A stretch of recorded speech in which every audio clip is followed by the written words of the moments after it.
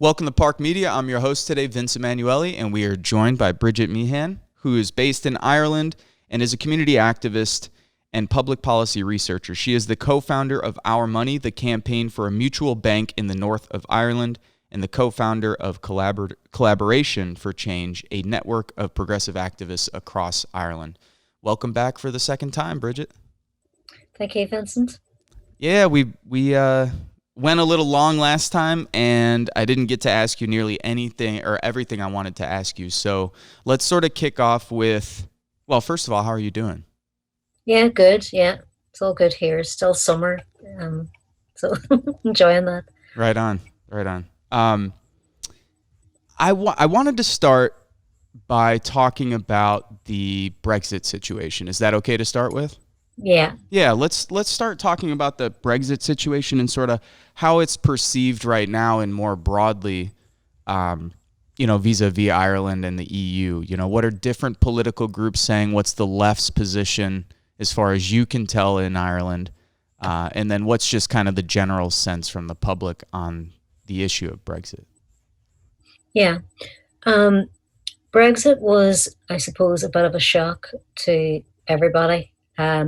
Even the people who supported Brexit in Britain, the Brexiteers, I don't think they believed that they were actually going to win the referendum. So the morning that the results came through, there was just sort of a state of shock across Britain, but also in Ireland, maybe even more so in Ireland, because I just, there's been such, in Ireland, people are so favourable towards the EU that the idea that somebody would want to leave, they just couldn't comprehend it. And then because, Britain is our closest neighbour, and they're sort of in our way if we try to go to Europe, onto continental Europe. So they're sort of in between us and Europe.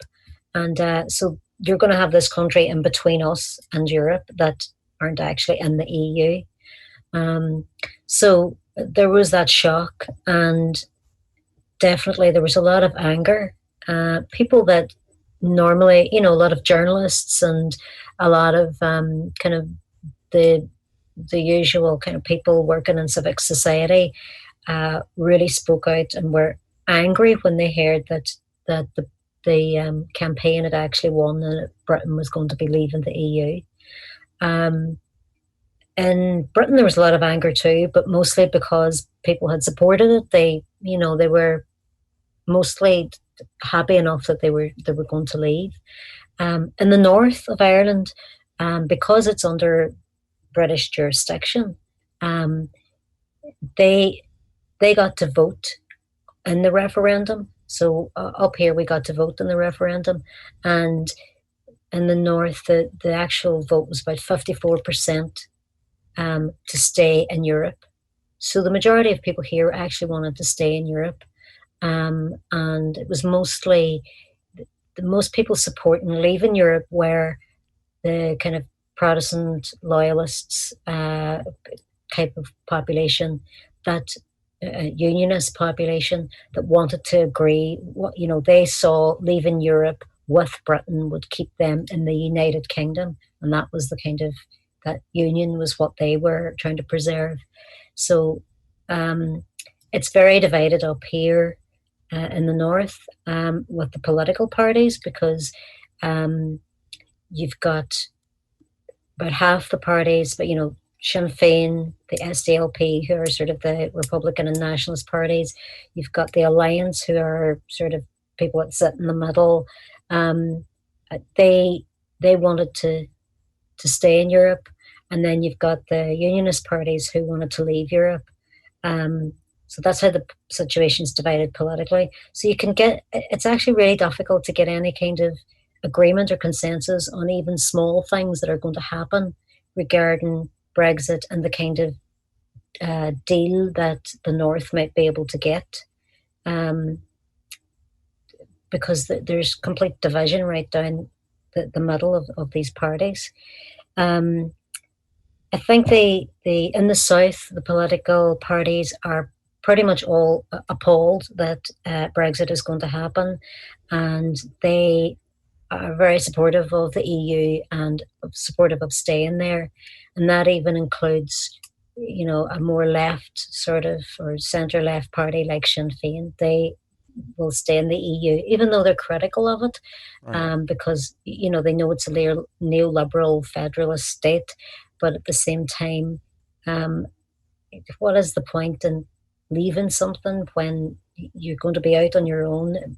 The big challenges facing people now are going to need international cooperation, not people heading off and doing things alone, and especially small countries um, and island countries can do so little on a global level when you're on your own.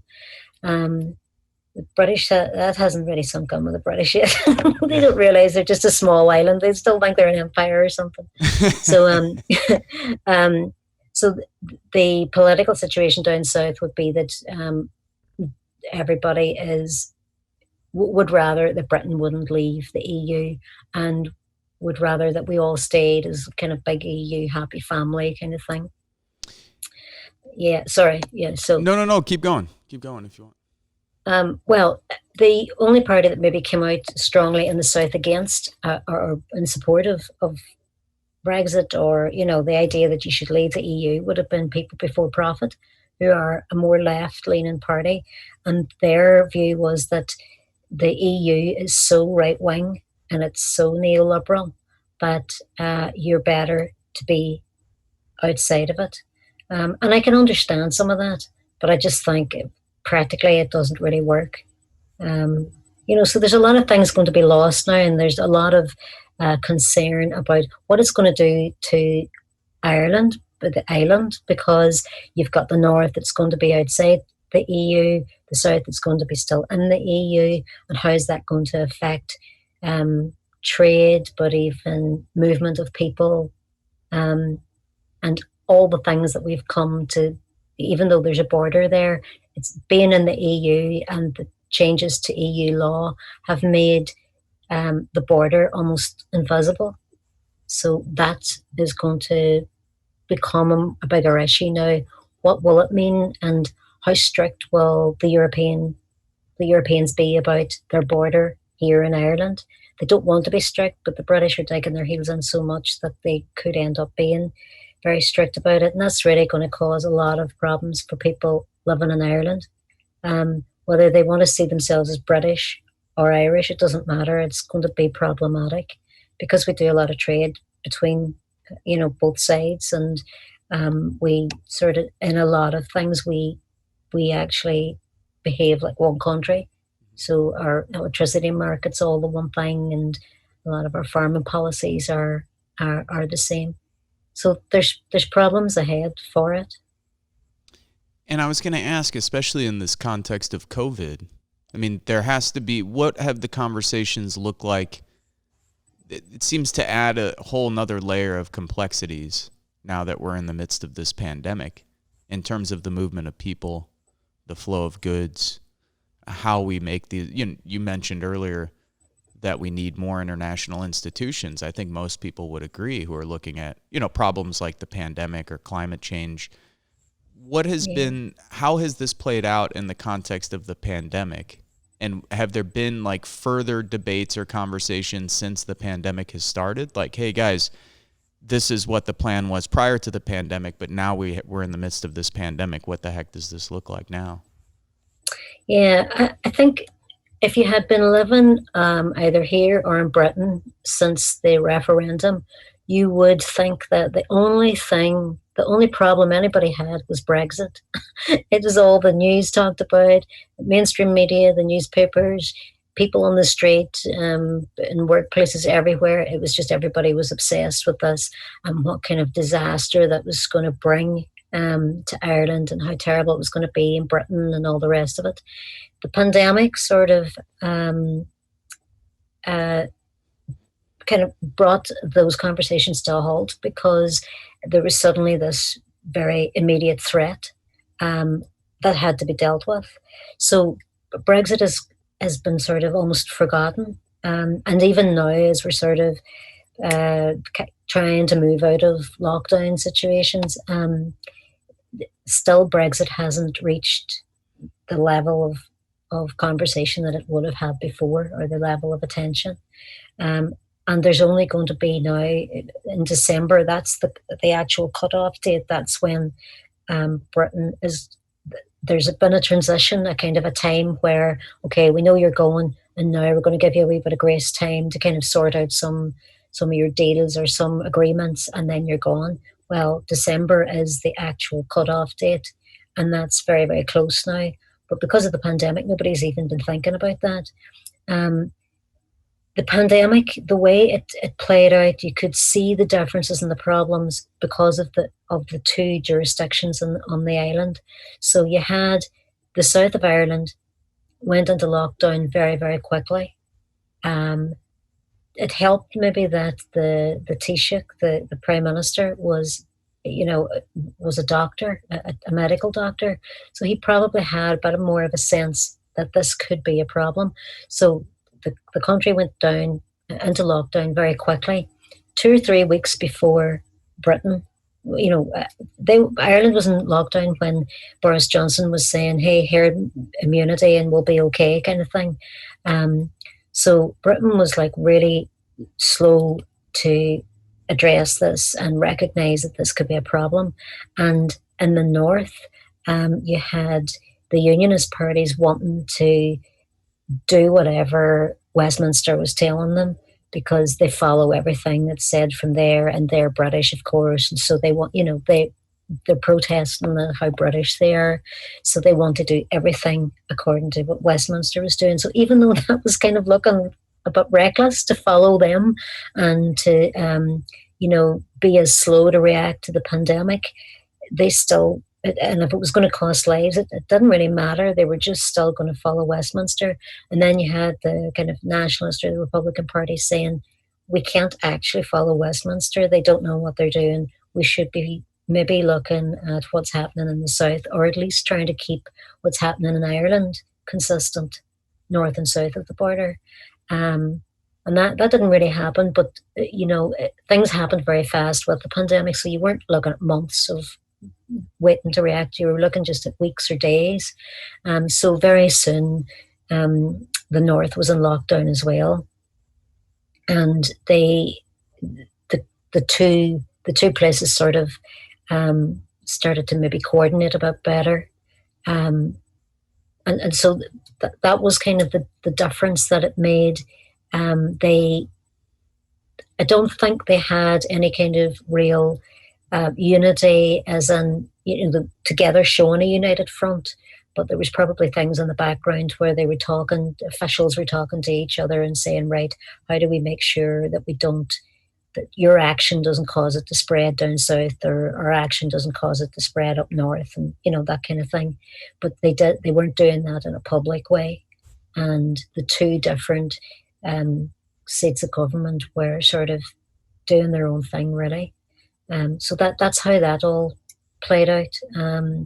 But I mean, you can see now, as we're coming out the other side of this pandemic, although I don't even know if it is really the other side of this pandemic, but as they're trying to come out of lockdown, the South was a bit slower about how it was doing that. The British were really trying to go forward very quickly with it. And I think a lot of that was just economics.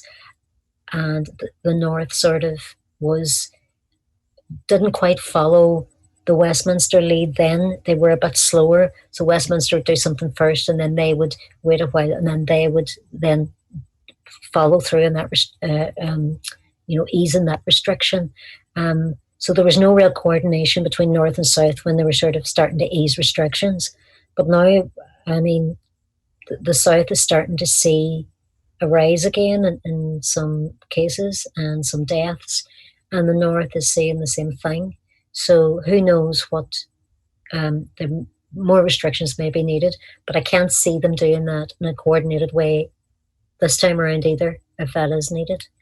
So it's just one example of how the stupid border and in the country makes something quite difficult on a really tiny island to be quibbling over differences like that, when it's about people's lives, when it's about safety, when it's about trying to do the right thing. Right. Mm. So that's a great point. I mean, it's like the colonial relationship, what it means then in the time of a crisis. Um, this is the same in the United States. I mean, look at the Native American reservations, indigenous communities, black communities, and immigrant communities are just being ravaged. So, like all of the borders, whether they're invisible or real borders that have been set up for the last 200 plus years here, Mm. now this crisis hits and it exacerbated existing problems. Um, what do you, so what does that look like now for you? So it's not as coordinated, of course, as we would hope it to be, but what does it look like? You're in the north of Ireland. What do the restrictions look like? Like, could you go to say a pub if you wanted to, and like go have drinks, or are there like restaurants open, shopping malls? What does this look like? Yeah. Okay, because I'm just thinking about some of the things that the way people work around, or they get very creative about how they can still, do the things they want to do All right. when they're not allowed to anymore. Um, I mean, I think it was back in May, and there was bars and dairy that they were all closed at that point, but they were. You could buy a keg from a bar, and they would come to your house and set it up so that you would have the pump to be able to pull draft beer and stuff. So people were bringing the pub to the house, kind of thing. We never did that. I don't need 90 pints of beer. But right now, they were actually moving ahead quite quickly. Each week there was a new restriction being eased. Um, and they've had to slow that down because they've seen cases rise. But where we are now, I think um, hotels opened. This is again to try and coincide with the tourist season. The summer, the kind of, such as it is here. But it was trying to make sure that every hotel wouldn't go down the tubes. And they were really at risk of that. So they opened hotels, they opened restaurants, and bars that sold food and that could sell food. They were allowed to open as well, but the ordinary bar, or the wee kind of spit on the floor job that people go to, that those bars couldn't open. Um, so uh, and that's still the case, that and God knows when they're going to be able to open. Um, when you go into If you go to get something to eat, you have to book in advance. Um, all the seating spaced out. They've had to take out most of the seating and make sure people are spaced out. And some places that have enough space, they have, kind of perspex, kind of partitions around seating areas. And then they tell you things like, you've got an hour and a half, and then you've got to go. So there's no kind of freedom to wander in when you want, eat and stay for as long as you want. It's kind of they've had to tighten up those rules. They won't be able to make any money otherwise if they don't do this. So Right. it's difficult for them. Um, People were finally able to get their hair cut in July. So there was like, just anybody who could cut hair was making an absolute fortune for a while, because everybody was just racing out to get their hair cut. Um, but things like beauty salons and that kind of thing, I don't think they've opened, because the contact is too close, and they can't really keep that much. They can't keep enough distance there. Um, I think, like, what do you call those therapies? Like uh, complementary therapies, like, massage and Mm-hmm. aromatherapies and stuff. None of that is open. Nobody can do that.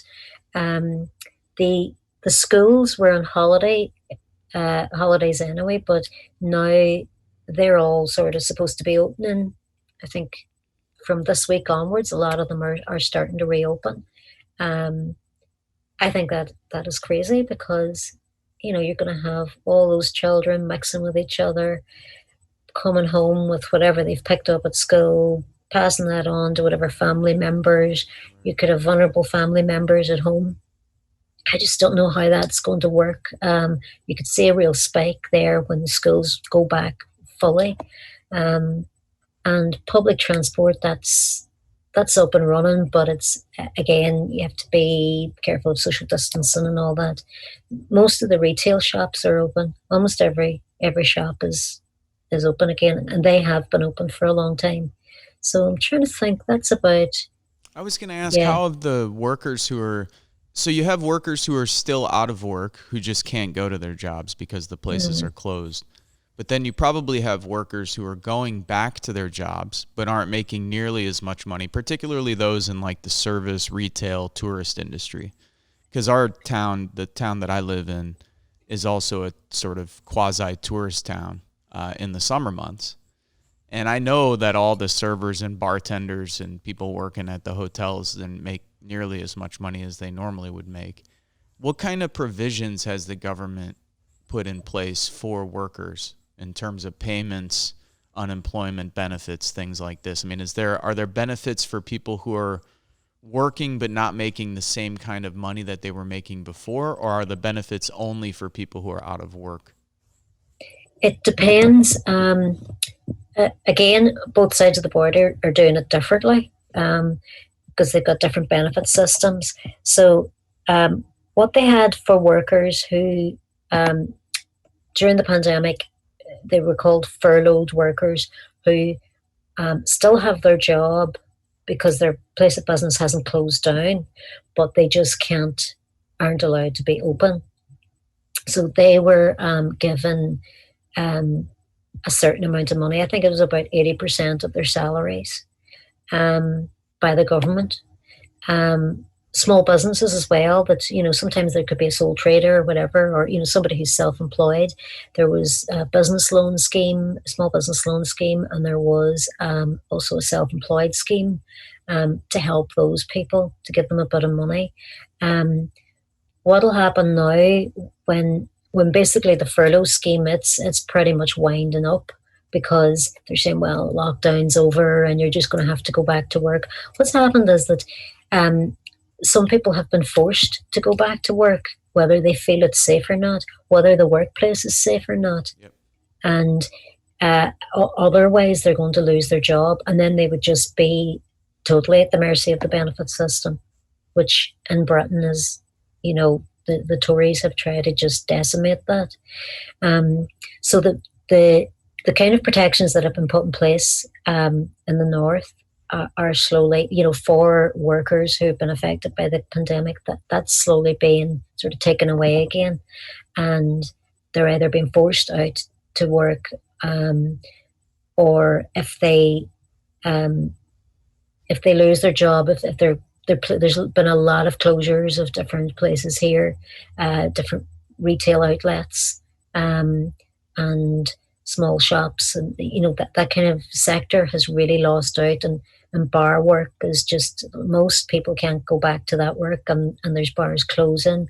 So, those people are just seen as, you're unemployed. So that is no different from an unemployed person at any other time, and you'll you're not going to get any kind of special protection because you were a worker who lost their job because of COVID.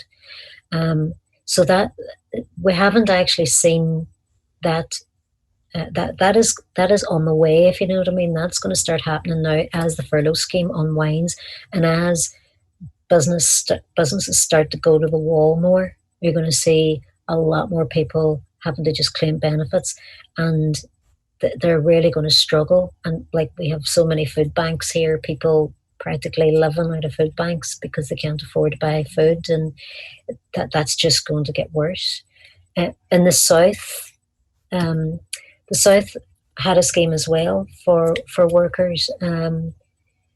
They gave them, I think, maybe 350 or something euros a week for every week, and then that, I think, that is, did that go down maybe 100 euros there just in the last couple of weeks, and I think next month that's going to stop as well. So it's kind of, it's not much different from what Britain's been doing, but it's uh, going to be another disaster waiting to happen is all the people then who maybe think that they're going to be going back to work because the furlough scheme's over, and they either can't go back to work or their place of work closes down.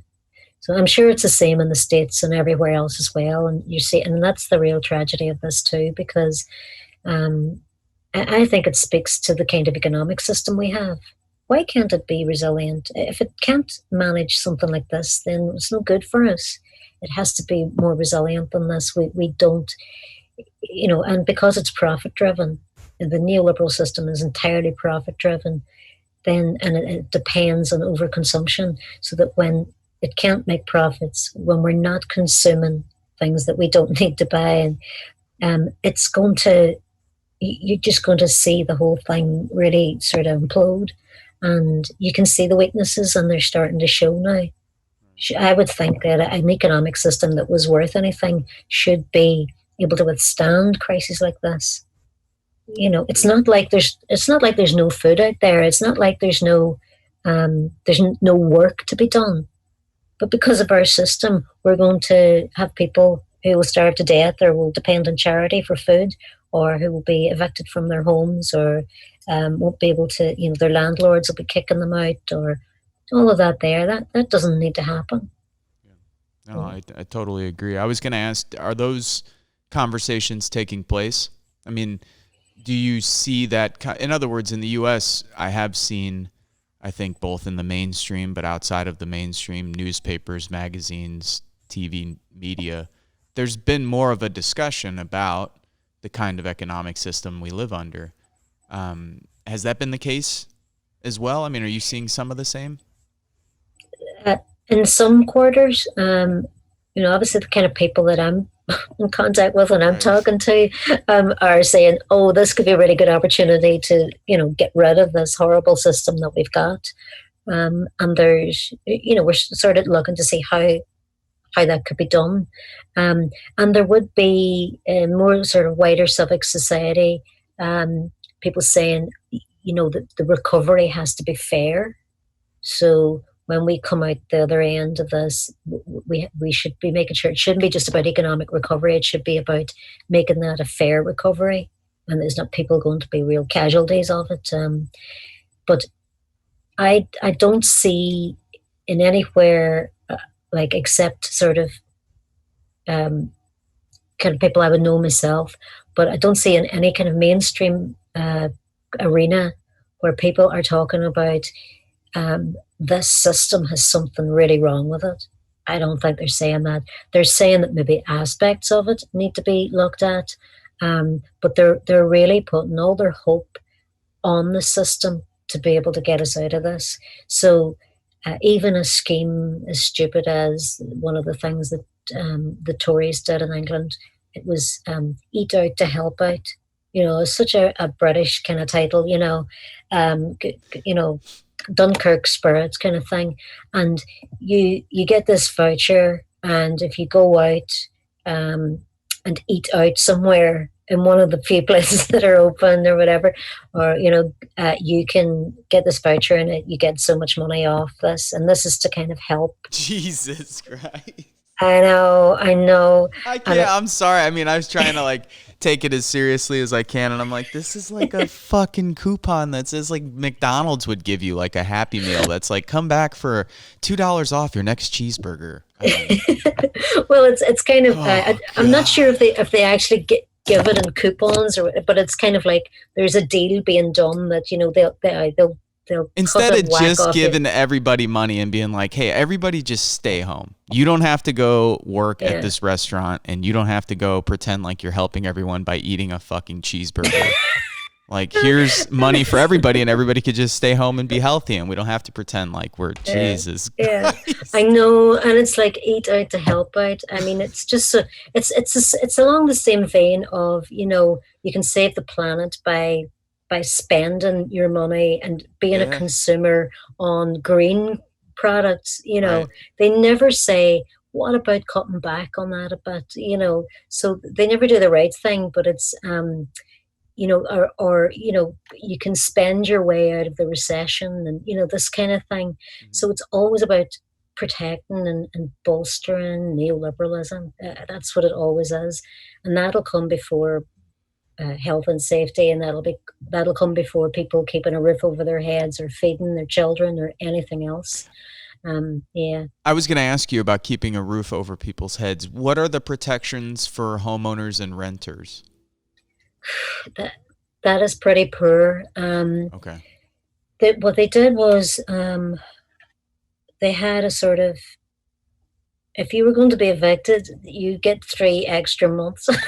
So you could be, you had 3 extra months to stay in the house that they were going to evict you from. This is if you rented. Right. So if you're in a position where, say, you have a mortgage and you've lost your job and you can't afford your mortgage, that's just the same as any other time that you're losing your mortgage. You're going to lose your house. When it comes to private rent, they were hoping that, I don't think they didn't give landlords any kind of money to make sure that their bills or expenses were met, and that, because their tenants couldn't afford to pay them, there was nothing like that happened. And they just sort of said, try to be a bit more patient, or wait until, if somebody has to sign on that they can get rent, housing benefits, and they'll be able to pay most of their rent through that. So they've been basically pretty much using the existing benefit system to be able to get people through that. And I haven't heard too much about people being evicted. I think, maybe most landlords were kind of thinking, what would it look like if I actually evicted somebody in the middle of this?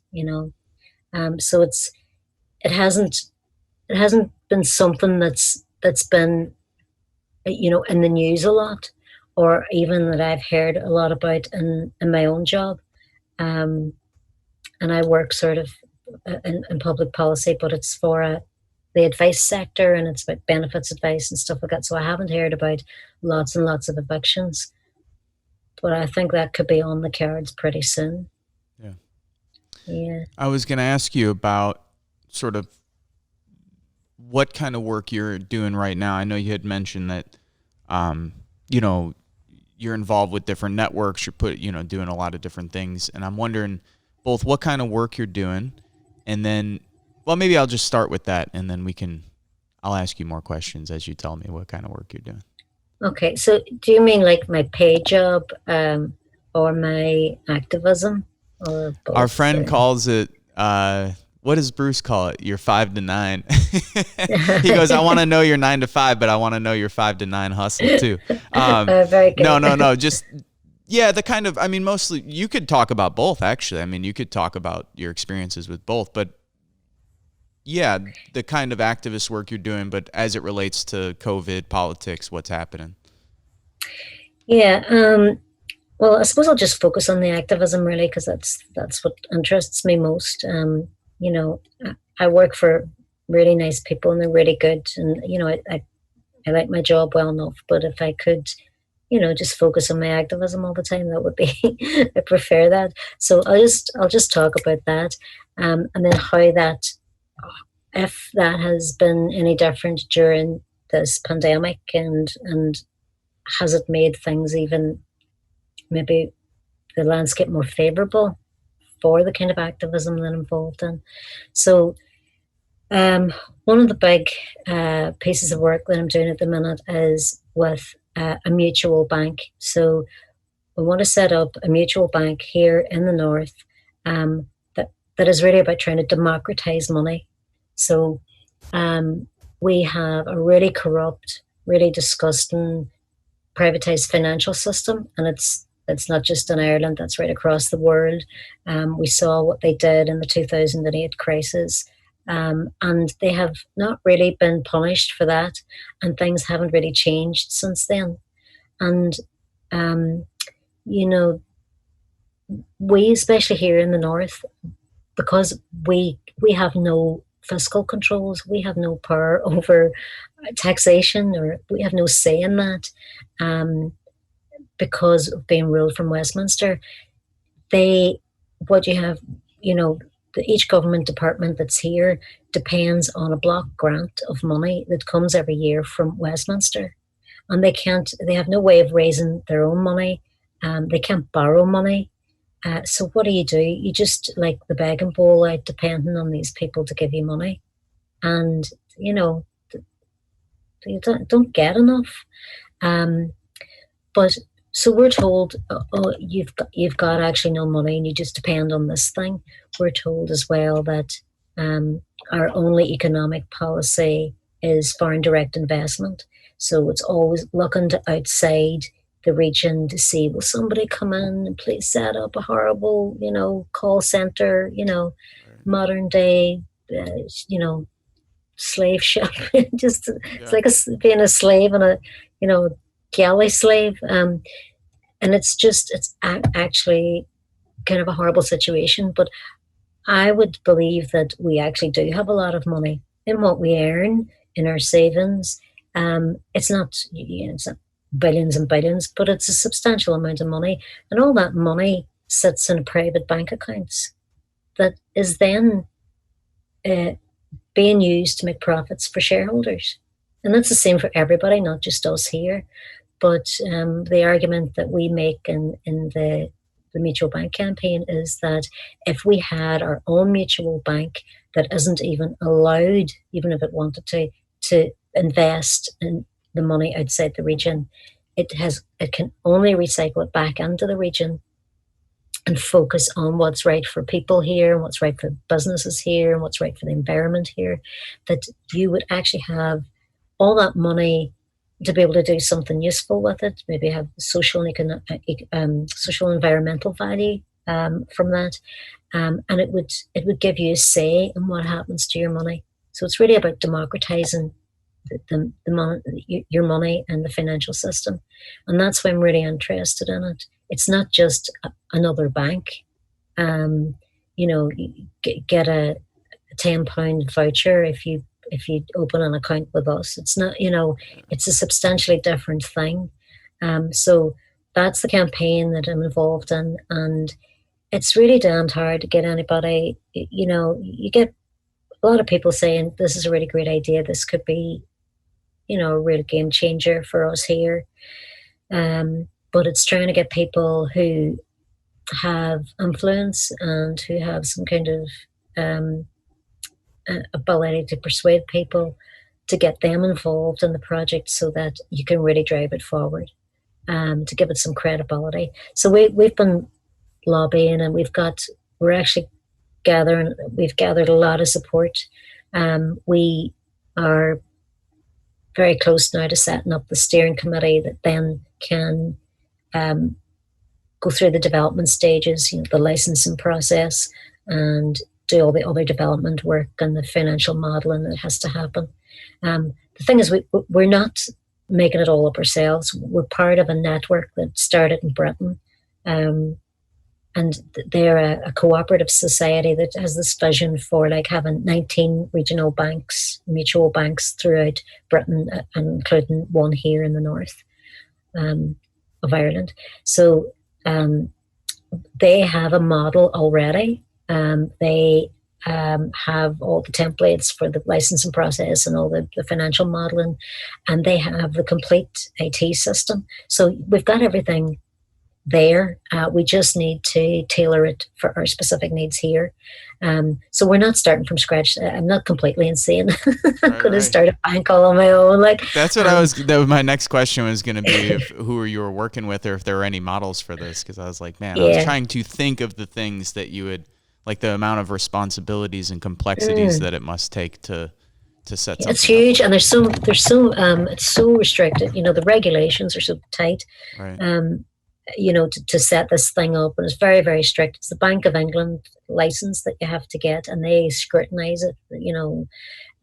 So you don't get away with just putting in an application form. I really want a bank. I think it would be a good idea. It goes through a very formal process. But yeah, there is a network that is doing that. In fact, Wales, there's about 7 places in different regions in Britain that are already doing their campaigns, and there's one in Wales that the government has funded the entire thing. The Welsh government's funded the entire thing, and they're going to open their doors on St. David's Day next year, which is the 1st of March. Right on. So really exciting for them, and just fair play to them.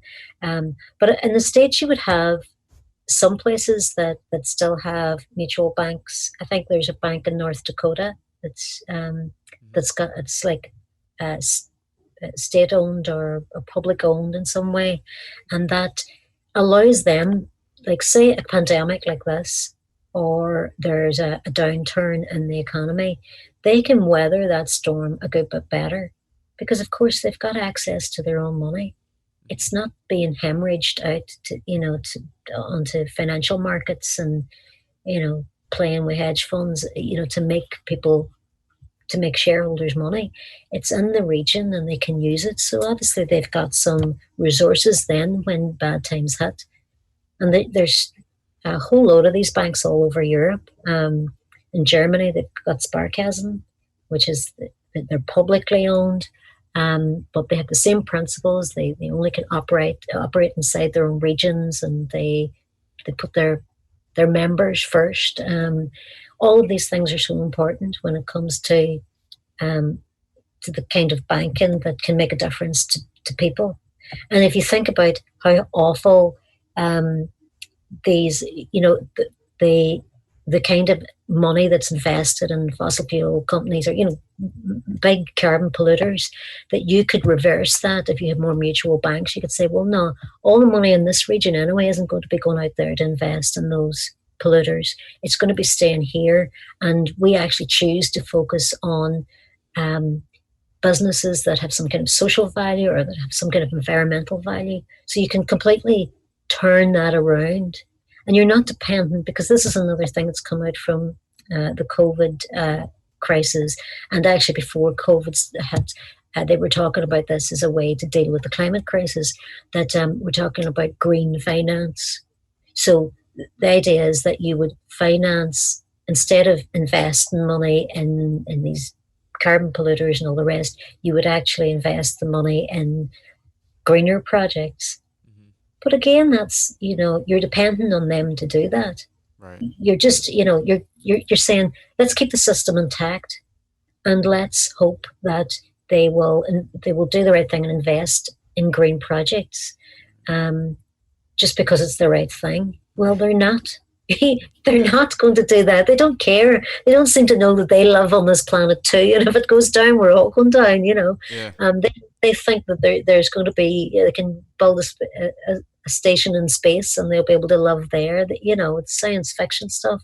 But these people these investors, these wealthy elites, trying to appeal to their better nature when they don't have one. And hoping that they're going to do the right thing for the climate, or do the right thing when something like COVID-19 happens. That's just no good. Let's take the power out of their hands and put it in our own hands. And that's for me the beauty of this bank campaign, this mutual bank, and it's why I sort of believe so passionately in it. And doing this. Trying to work on this, but it's a lot of hard work. But I think because of what what it can actually achieve, the benefits of it, I think are so worthwhile. I was going to ask you. I could have ended right there because it was a great call to arms. Like, take the power out of their hands and put it in our hands. I was going to be like, stop. That's it. No, but I wanted to ask you.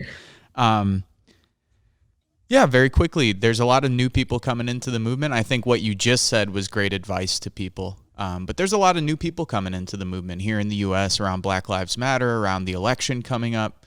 I guess I'm just wondering what your advice would be, and maybe that's too broad. What is it that keeps you going in the light of a lot of what we're trying to do is like always running up against brick walls and new barriers and new challenges. And, for every 20 defeats, there's like one victory. So it's like, this can wear on people, I think. And so with new people coming into the mix, I think it's nice for them to hear from people who have been engaged for a little while.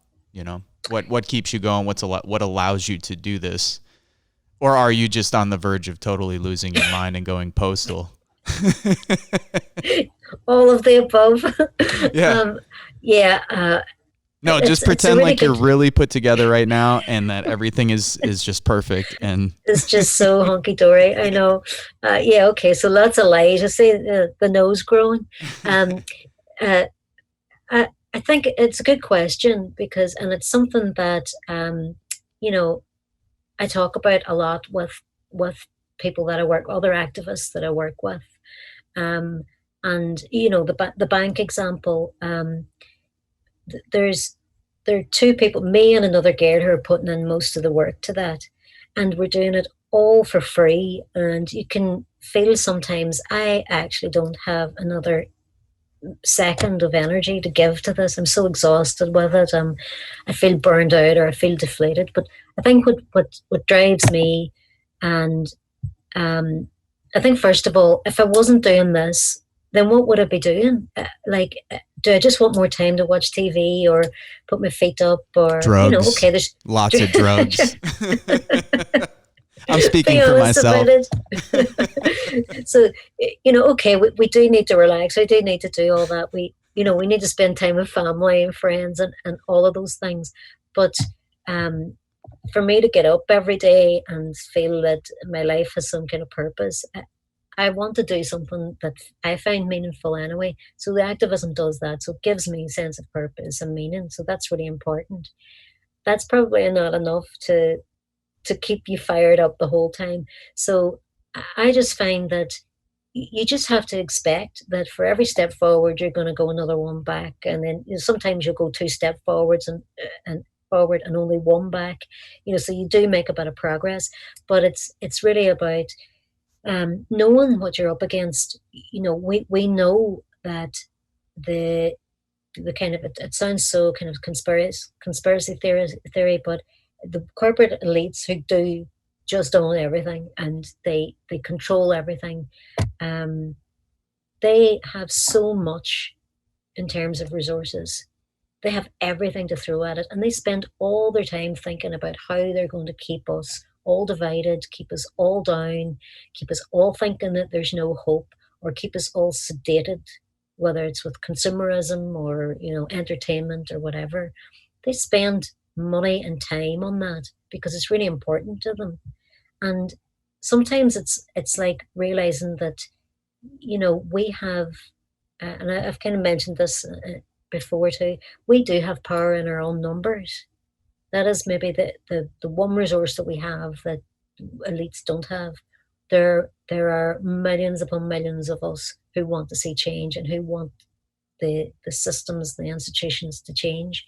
And so it's being part of that, and reminding myself that um, that this activism, that sometimes you might feel worn out by it, but the rewards at the end for everybody will be, hopefully will be really good, and we'll see a kind of society that respects people and looks after people and doesn't, it's too painful to watch people being evicted, people lying in the streets homeless, people starving.